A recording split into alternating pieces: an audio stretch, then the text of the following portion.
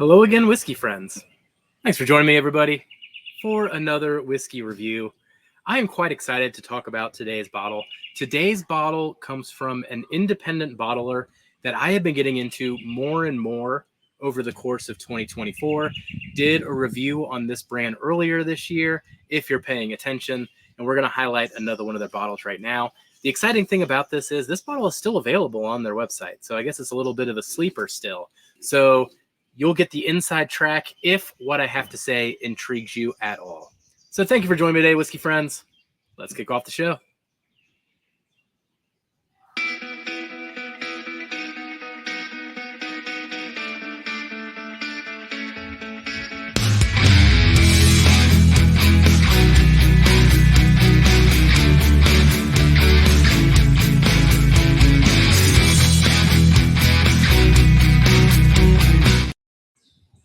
Oh, this one's so oily.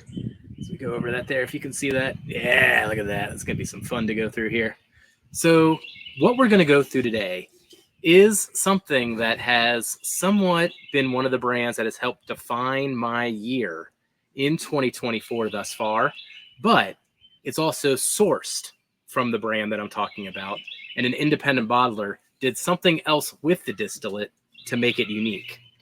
So the brand that we are talking about today is Two Soul Spirits, and this is a double-barreled pumpernickel rye, 5 years old, comes in at 126.7 proof, and we'll go through some of those details in just a moment here.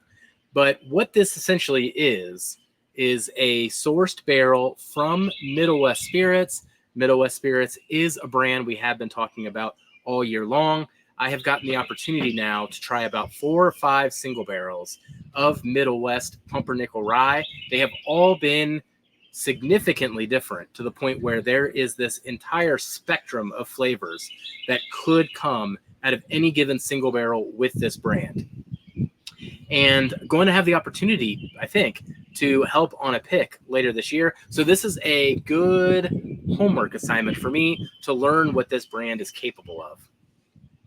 Now, Two Souls, they are coming out of Wisconsin. They are an independent bottler, and if you were to go on their website, you'd find a whole bunch of other unique expressions, bourbons, ryes, rums, across the board here. And I've been getting more and more into them. Generally speaking, the bottles on the website cost about $99. So everything is right around that $90, $99 price range on that website. And in general, too, when it comes to this one was $99. The single barrel Middle West picks that I get everywhere else is $95. So for that extra $5, you get this sexy bottle with the glass cork. I'm always a sucker for glass corks. But what they did to this one is they took a Middle West pumpernickel rye and then tossed it for 1 year in a hazmat rye barrel that they had, which sounds like their own distillate because they say from Two Soul Spirit YB1. And I imagine the YB stands for Yahara Bay, if I said that right. So trying to put 2 and 2 together here. So they finished the pumpernickel rye in a different type of rye that was a hazmat rye. And as we go through the flavor profile here, this one is totally different than any of the other Middle West single barrels that I had. You know, the one that I have in my hand here is bright and vanilla forward. It's got this effervescence to it. It's actually one of my favorite pours of the year so far. So that's on like this side of the spectrum. When we go through this one, and I'm excited to taste it and smell it again, it is going to be on the other side of the spectrum. It is going to be dark, spicy, and we'll see if I find any sweetness in it whatsoever. If I do, it'll essentially be some dark fruits. But we'll find out. I'll give this one a fresh taste here. But once again, to reiterate, this one is on the website. So pulling up the stats here because I got a bit ahead of myself. We already went over some of this stuff. $99, Two Soul website, 126.7 proof. So this is cask strength, and it is age stated at 5 years. And typically these pumpernickel ryes are always right around that area. So most of the ones that I had are around this same age statement. Now, whether that 1 year of finishing is included in that, I never quite know how people are doing that anymore. But 5 years, we're saying.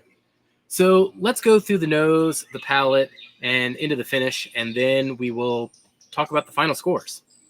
So thank you for joining me today, everybody. Cheers. Oh, man, great nose. It is all this pumpernickel rye up front. Honestly, more so than even the standard Middle West cast that I've had. This one comes off so pumpernickel rye forward. I think it's because the sweetness doesn't really have a chance to shine through. It is all about cloves, spices, baking spices, pepper. Little bit of cedar comes through as well. So it doesn't come off as young, but there is a woodiness to it that I wouldn't describe as oaky. The fruits, yeah, dark fruits, plums, raisins, that type of a range, a dark plum. Not a lot of sweetness, though. It's just all spice. The other thing that I get to would be a vanilla extract. So if you were to actually smell vanilla extract, that's not vanilla sweetness, but it's got its own vibe going on. All right, let's get into the taste here. Oh, on the nose here, you can see my reaction here. Thumbs up on the nose. Very, very interesting. Would have loved it to be balanced with some sweetness, but the fact that it leans in so deep into the darkness is kind of intriguing too. Makes it interesting. All right, cheers.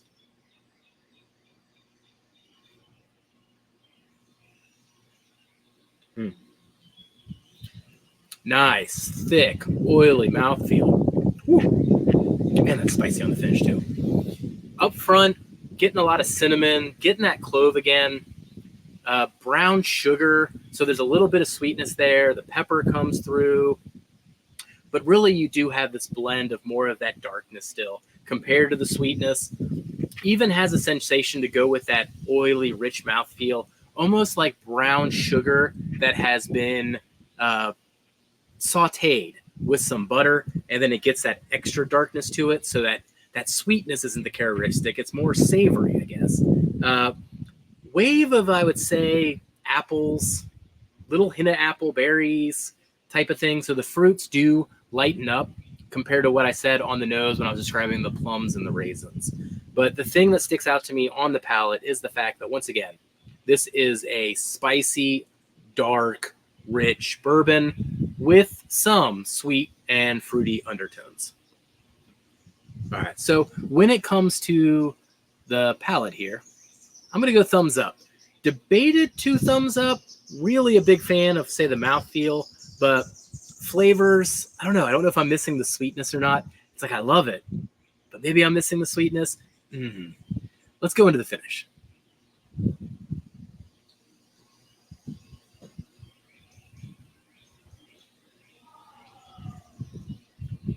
Finish is where it shines, though. It's got a lovely, lovely finish. A lot of the same flavors that I'd be describing throughout. The cinnamon, the clove, the spiciness.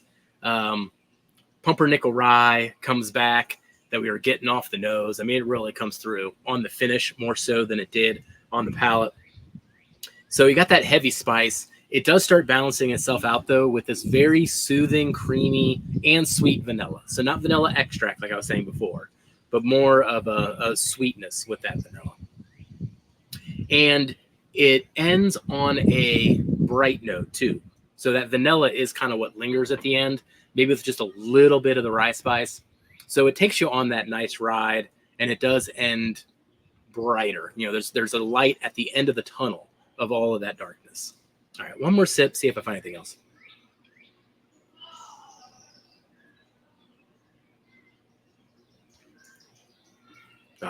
Just lovely.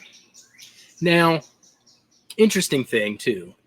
I don't know if I would have known this was a finished whiskey in another hazmat rye barrel. The finishing on this, I'd love to have tasted it before it was finished to understand what that other barrel actually added. If you were just to blind this to me and tell me it was a Middle West, it would kind of fit that overall spectrum I was calling out earlier. So when it comes to the finish in itself, though, this is my favorite part of it. Enjoying it still right now. 2 thumbs up. 2 thumbs up on the finish. So the finish is where this one shines. That rich, oily mouthfeel translates to just a beautiful, rich, long finish.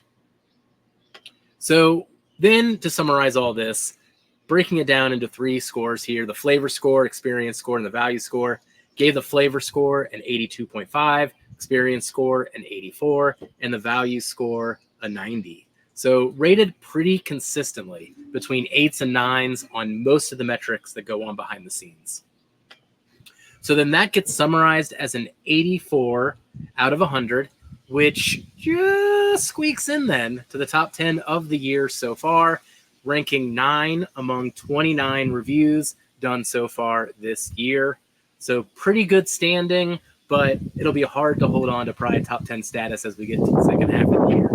Still, though, a great pour to spend some time with. All-time ranking, 53 out of 181. So in the upper third of the bottles that I've gotten or reviewed in the last year and a half. So pretty good standing and still available on the website. So, hey, you can go pick this up now. If anything that I described to you has intrigued you, if you were interested about Middle West Pumpernickel Rye and you haven't been able to get your hands on any of the single barrel casks, this might be a good alternative, particularly if you like something that is dark, rich, and spicy. I mean, that's the main thing to take away from this. Clove notes, cinnamon notes, deep, rich, spicy. So that's going to conclude thoughts here on the Two Soul Spirit. Now, I would say, again, this is a brand to just keep an eye on in general. I kind of keep an eye out and lurk on their website to see what they're doing. You know, when it comes to the things that they do with some of these Columbus distilleries, I get to see it in local groups that I'm in. But they do other interesting things with other areas, rums, as I mentioned before. I'm very intrigued with what this brand is doing. And, you know, they're keeping the prices all right in that $80 to $100 range. So let me know if you've had this in the comments. Let me know what you think. Let me know if you've seen or heard of Two Soul Spirits before, and if this intrigued you at all to check them out. So thank you for joining me today, whiskey friends. We'll catch you on the next whiskey review. Goodbye, buddy. Jeff, just be friends with me. But you have these whiskey friends, and you say hello again. Oh, Jeffrey, you should just be friends with me. But you have these whiskey friends, and you say hello again. Oh, Jeffrey, you should just be friends with me. But you have these